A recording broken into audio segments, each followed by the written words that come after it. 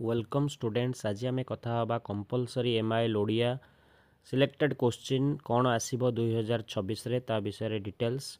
तो screenshot neo बा खातार लेखिकी रख इंपोर्टेंट क्वेश्चन। तो प्रथम आम लंग क्वेश्चन देखा 5 मार्किया क्वेश्चन तुम आसूची प्रबंधर गोटे आसीबो, कवितारू आसीबो एवं दरखास्त वा पत्र लिखनरू आसीबो। तीनटा लंग क्वेश्चन आसीबो। तापरे 2 आउ 3 मार्किया क्वेश्चन मुख्यतः गल्परू आसीबो, गल्परू लंग क्वेश्चन आसीबो नाही। तो से अनुसार प्रिपेयर हुओ। तो आम भिडियो आगो को से अनुसार कथा हबा।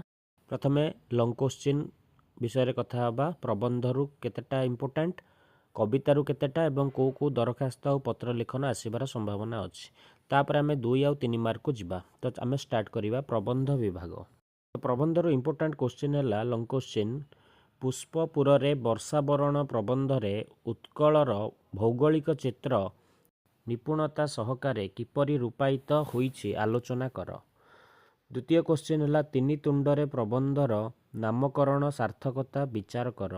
यही दुईटा इंपोर्टेंट क्वेश्चन को भलरे प्रैक्टिस करिवो। या परे आमे जिबा कविता विभाग को। 4टी इंपोर्टेंट क्वेश्चन अच्छी। प्रथम क्वेश्चन वार्ता कवितार भाव निज भाषा रे वर्णना कर। द्वितीय क्वेश्चन बड़पण कवितारे कविंक जीवन दृष्टि किपरि प्रतिफलित होई अछि आलोचना कर। तृतीय क्वेश्चन तपस्विनीर पत्र कविता अवलंबन रे सीतांक चारित्रिक महत्व परिचय दियो। एवं चतुर्थ क्वेश्चन बंदीर विरह व्यथा कवितारू कविंक प्रकृति प्रीतिर परिचय प्रदान कर।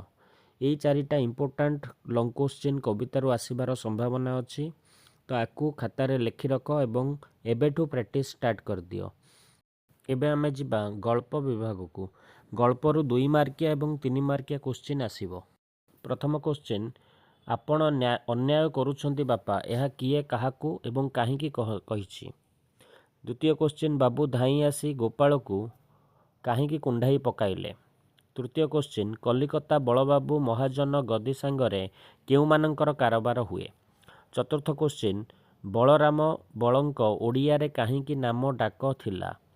5 नंबर क्वेश्चन सभासद वर्ग कच्छप को किपरि अनाई रहिले। या परे आमे नेक्स्ट क्वेश्चन को जिबा। नेक्स्ट इंपोर्टेंट क्वेश्चन है महाकाश रे कच्छप उड़ी चली जिबार देखि बकटिए की प्रतिक्रिया प्रकाश करिथिला।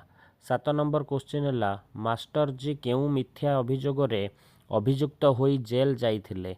8 नंबर क्वेश्चन पिलादिने मुक्ता ओरफ अशोक काहाको सांगरे धरी मास्टर जी निकट को पाठ पढ़िबा पई जाइथिला। 9 नंबर क्वेश्चन बकटिए हंस मानक संपर्क रे केउ मंतव्य देइथिला। 10 नंबर क्वेश्चन सोमनाथंक पिस्तल रु गुली फुटिबा परे केउ अघटन घटिथिला।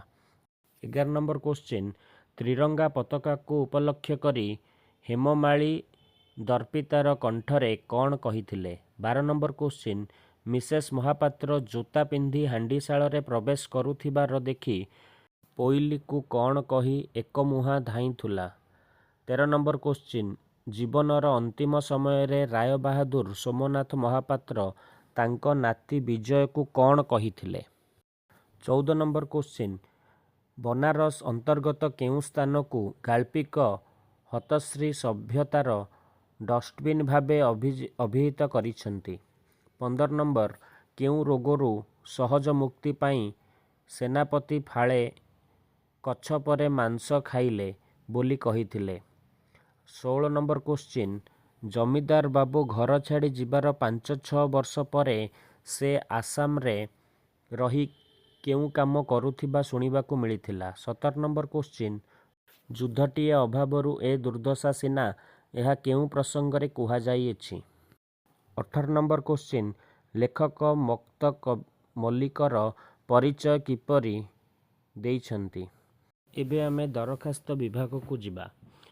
प्रथम क्वेश्चन तुम महाविद्यालय रे आयोजित रक्तदान शिविर रे सहपाठी मानक सह तुमे रक्तदान करिथिबार अनुभूति विषय रे सांग पाखकू पत्र लेख। द्वितीय क्वेश्चन तुम अंचल रे एक देवी मंदिर रे प्रचलित बलि प्रथा को बंद करने को जिलापालଙ୍କ निकट को दरखास्त लेख। तृतीय क्वेश्चन तुमे देखिथिबा एक दर्शनीय स्थानर अनुभूति को वर्णना करी सांग पाखकू पत्र लेख।